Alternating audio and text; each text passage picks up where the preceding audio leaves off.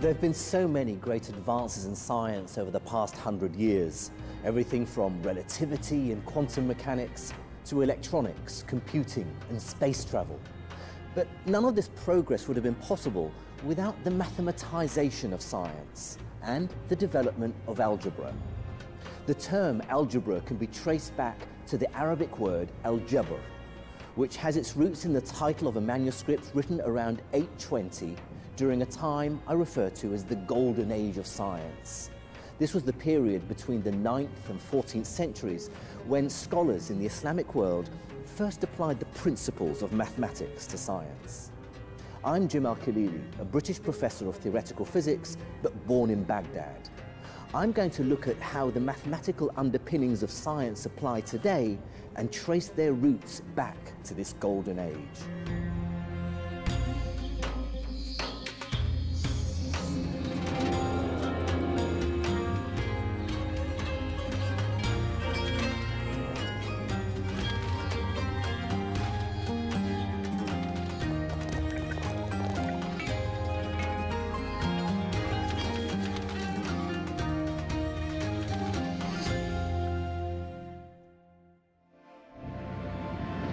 Aviation is one of the most remarkable achievements of modern science. And in order to be sure that the planes we build stay in the sky, we've needed to master the mathematics of flight. This is Wing Commander Andy Green, who's a jet pilot and a mathematician. Okay, we are straight, ready to go. And you have a mathematics background, so you understand more than most the mathematics involved in aviation, in flying. Absolutely. It is a great way to be able to understand how to fly an aeroplane, to understand the dynamics of what's actually going on in the aircraft, because I can actually dig into the equations and understand the science behind it. The mathematics that I'm interested in is something called a quadratic equation, a square equation, the unknown quantity x times itself. That square law equation, the essential basic quadratic, is fundamental to how much lift an aeroplane can generate, how fast it needs to fly. It is the basis of all aviation. It's actually not as complicated as many people might think. If we think about lift, and there are some various constants, and then there's half rho v squared. So it looks complicated with lots of symbols, but if you bracket all this, all it's saying is lift is some number times the square of the velocity. Very simply, if you go twice as fast, v squared, you will get 4 times as much lift. Which is why aerobatic aeroplanes are powerful. They need to fly fast to do those very crisp, very precise maneuvers. If you want, for instance, to roll the aeroplane, then if you double the speed, you will roll 4 times as fast. 75 knots, going to on a roll now. 1, 2, 3, 4, 5, a little over 5 seconds.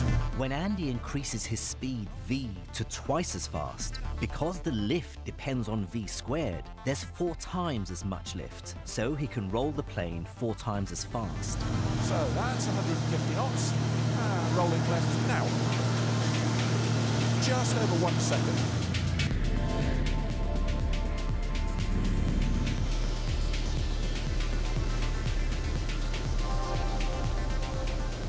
Our modern methods for solving mathematical problems like these, involving quadratic equations, go all the way back to the Golden Age.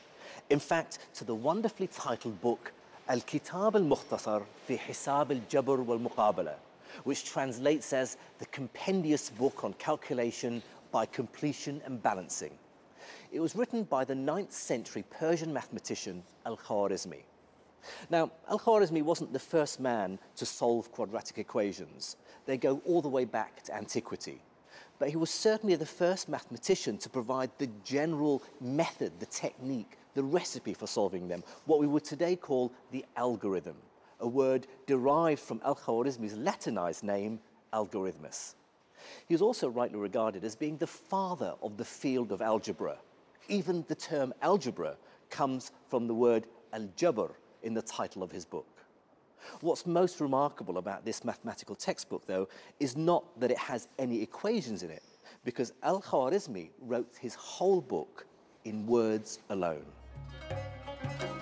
Al-Khwārizmī's book contains many practical, everyday problems of the time, such as dividing up land, paying labourers, or splitting up inheritance.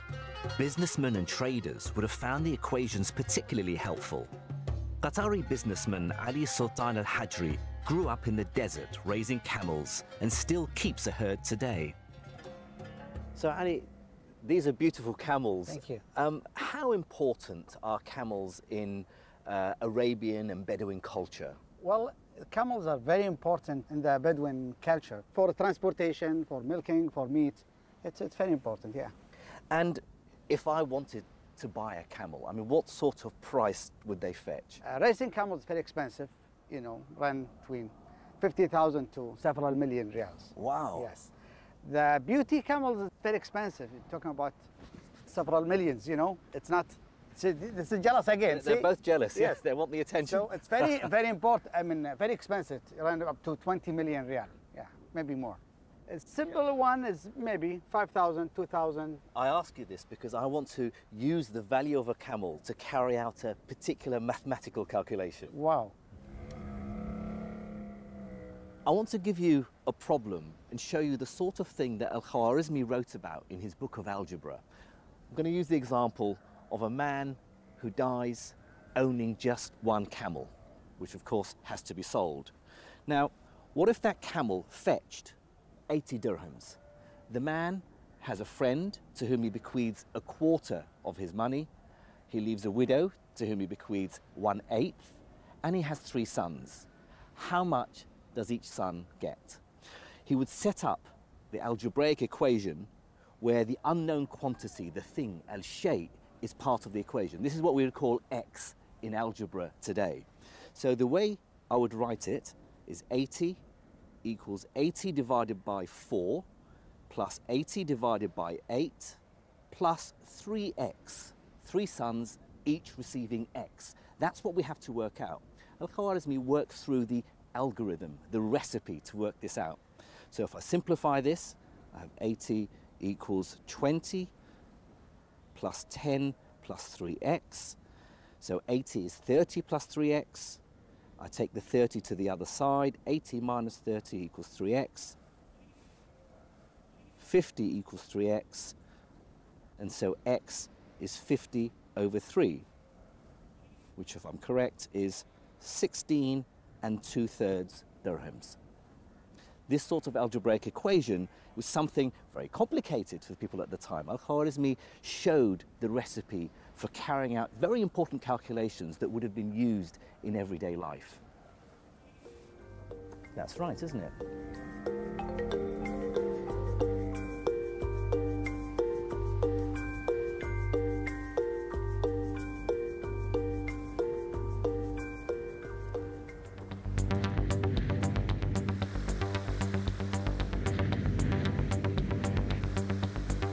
Andy Green isn't just a pilot, he's also a world record holder.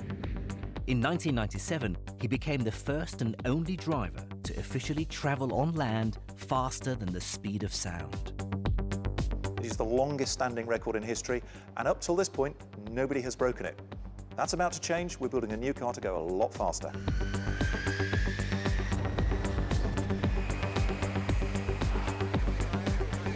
We are now building a Bloodhound supersonic car.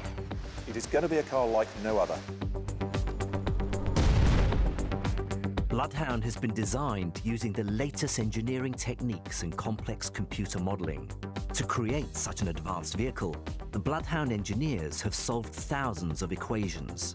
We're going to the limit of modern technology, 1,600 kilometres an hour or 1,000 miles an hour, 40% faster than the speed of sound. And when travelling that fast, some of the most important equations deal with drag, the force of resistance that the car needs to overcome to reach 1,600 kilometres an hour. In exactly the same way that lift will increase by a factor of 4 when you double the speed, the drag on a vehicle will also increase. How much drag you will experience is again a square law, and it's even more extreme in the land speed record context because, of course, we're going so much faster. That v squared term is so enormous. For Bloodhound, we're looking at 1,600 kilometres an hour, Square that, it becomes a very big number, and the amount of drag is immense. To create such an advanced high-speed vehicle, as well as quadratics, the Bloodhound engineers have also needed to solve many other types of equations. What's so impressive is that Khwarizmi's work on quadratic equations then inspired other later mathematicians to solve even more complicated equations. And another great Persian, Omar Khayyam, who's regarded as one of the greatest medieval poets, in my view, was an even better mathematician. He was solving cubic equations involving a quantity times itself again. And this is also important for Bloodhound because the amount of power that's needed from the engines is a cubic equation. It's extraordinary that they made that step to the cubic equation. They gave us the final building block because it's not only when we double the speed, we have 4 times the drag, but it takes 8 times the power. It's that so cubic relationship. 2 times 2 times 2. And it becomes a very, very large number. It's that V cube, which produces such a huge power requirement. The fact they discovered it in medieval times is astonishing.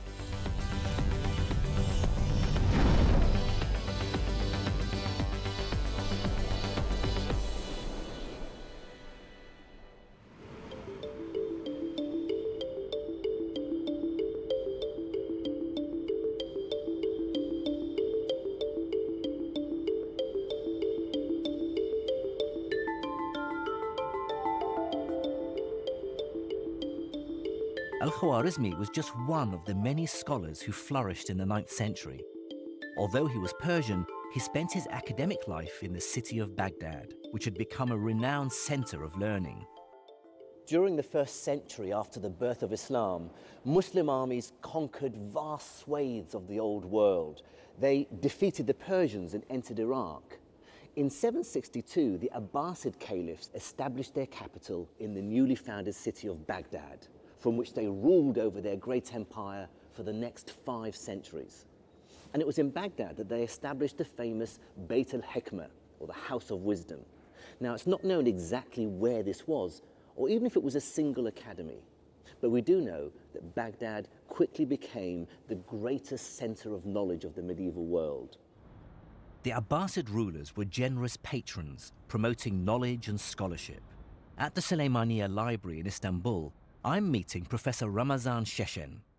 He studied the origins of the House of Wisdom.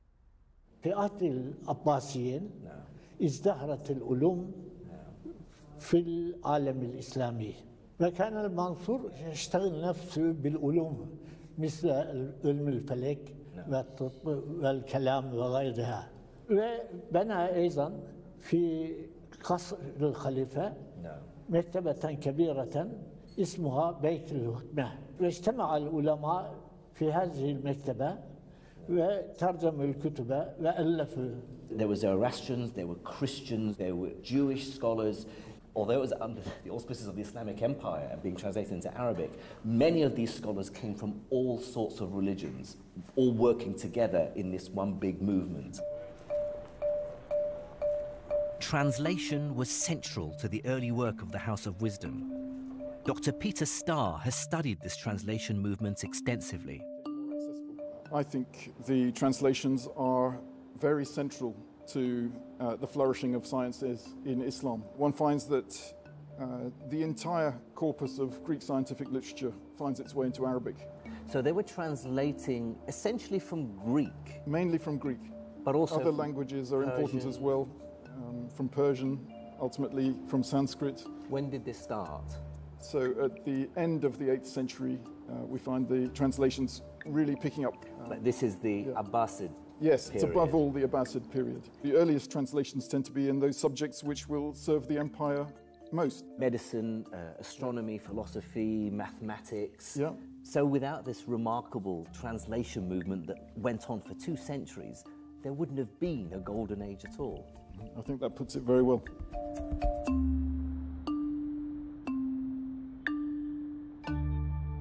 The House of Wisdom was much more than just a library or translation house.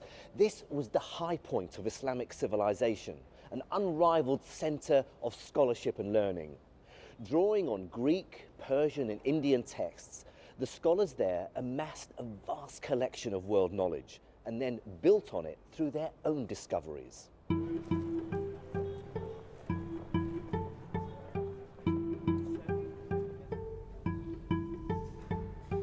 significant example of this use and development of knowledge from other civilizations was in geometry. Islamic decoration is famous for its intricate patterns and geometric designs developed over the centuries. Very often these were derived from earlier cultures: Greek, Roman, Byzantine, Persian, and Central Asian. They took that knowledge and created from it these beautiful patterns. But geometry wasn't just about beauty. Al-Khwārizmī and other scholars from the House of Wisdom translated books about mathematics and geometry in order to apply that knowledge to their world. There are very practical reasons for studying geometry. The Arabs have now an enormous empire. You need to measure it, you need to tax it. The Book of Elements of Euclid's Elements was presumably a very popular one. Yeah. Building on the translations they studied, the scholars of Bayt al-Hikmah improved upon the measurements of the Greeks, enabling them to create more accurate maps of the world. Their mastery of geometry also allowed these scholars to make astronomical calculations and describe the movement of the moon, planets, and stars.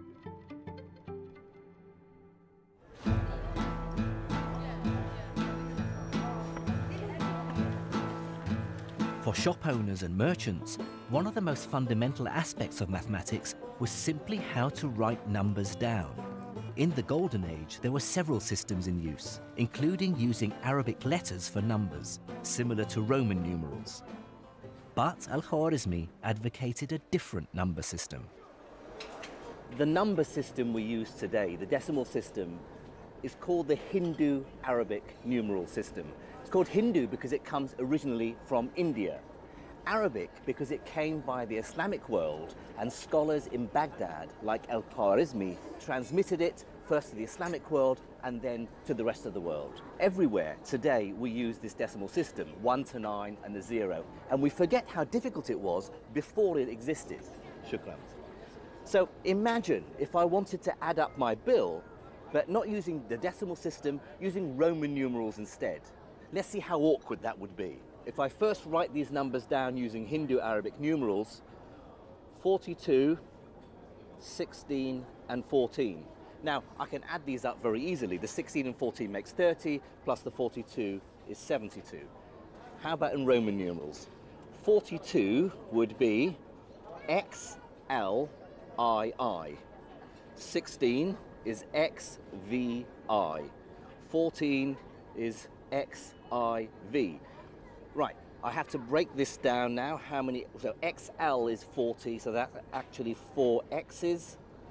And then II, and then I have another X, VI, and then I have an X and 4 I's. Okay, so now I have 6 X's, X, X, X, X, X, X, and then I have a V, and then I have 1, 2, 3, 4, 7, so that's another V, 2 I's. They give me another X, so finally I have 1, 2, 3, 4, 5, 6, 7, that's L, X, X, I, which is 72. So, I've got the right number, but it took a lot longer to calculate.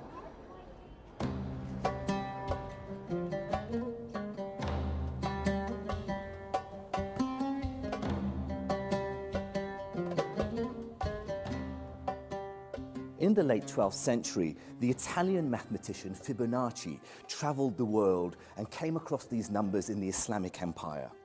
In 1202, he wrote his book Liber Abaci, the Book of Calculation, in which he promoted the use of Hindu Arabic numeral system over the Roman numerals, describing its many benefits for both merchants and mathematicians alike. However, uptake of the system was slow, both in the Islamic world and in Europe.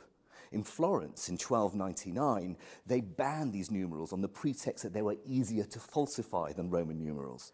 However, common sense eventually prevailed, and the numeral system was adopted throughout Europe in the 15th century, 600 years after it was introduced to the Islamic world. One of the most important fields of modern mathematics is computer encryption. From email confidentiality to government security, encryption plays a big role in an increasingly online digital world. And the study of encryption goes all the way back to the 9th century and the work of another famous mathematician from Beit al-Hikmah. This is a very interesting book. I'm trying to figure out exactly what it's telling us. It's a book by Al-Kindi, the philosopher of the Arabs. Now, Al-Kindi was a great polymath. He was a philosopher, he was a mathematician, he was a musician. And I think the part here he talks about, he's got a disc with the Arabic alphabet, and he talks about counting the number a particular symbol appears. Al-Kindi figures out the idea of frequency analysis, that when a letter appears a certain number of times, if it's more common than other letters, you can work out what it is. Al-Kindi's text is the earliest known description of frequency analysis, but that text was only discovered in 1987. Before that, we had no idea that this supposedly modern technique for studying encrypted messages was in use over 1,000 years ago. Now, one of the oldest and most simplest ways to encrypt a message, to make it secret, is simply by substituting each letter by a different one. Let me show you. Imagine we have a simple sentence. Al-Kindi was a famous scholar. Now, provided we have the key, the encryption key, which is also called the cipher, which, by the way, comes from the Arabic word sifr, which means 0. With this cipher, I represent each letter with a different one. So by looking at the table, I would see that A corresponds to L, and L corresponds to K. K for Kindi, K corresponds to V, and so on. In this way, I can turn this sentence into something that's not readable unless you have the cipher. What if we have a paragraph like this, which looks completely like gobbledygook? Without the key, without the cipher, I can't work it out. Now, if you don't have the cipher, you can use frequency analysis to try and figure out the meaning. I know that the 5 most common letters in the English language are E, T, A, O, and I. So if I replace these into that text, I can start to see patterns emerging. For instance, if I look at the most frequently occurring letter in the text, it's W. So I'm guessing W is most likely E. And I carry on like this until I start to recognize individual words. So for instance, a 3-letter word that begins with T and ends with E is most likely the. That gives me the code for the letter H, and so on.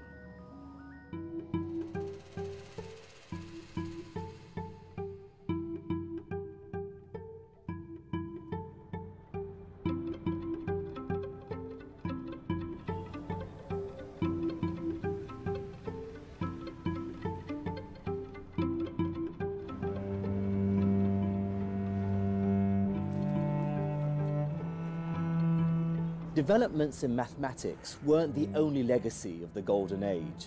The translation movement had introduced scholars to a wide range of subjects, and they made advances in fields as diverse as astronomy and medicine. They took the mathematics they developed and applied it to optics, chemistry, and engineering. Science was now no longer just a philosophical pursuit. The mathematization of science paved the way to a multitude of scientific advances.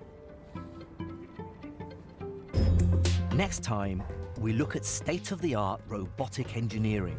So you can see it moves not like a robot, but a very human and fluid movement. But discover that the idea of automatic machines goes back over 1,000 years. That's fantastic.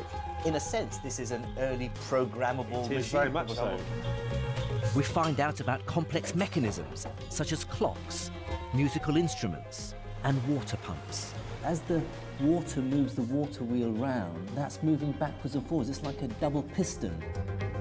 And investigate whether Abbas ibn Firnas could fly all the way back in the 9th century.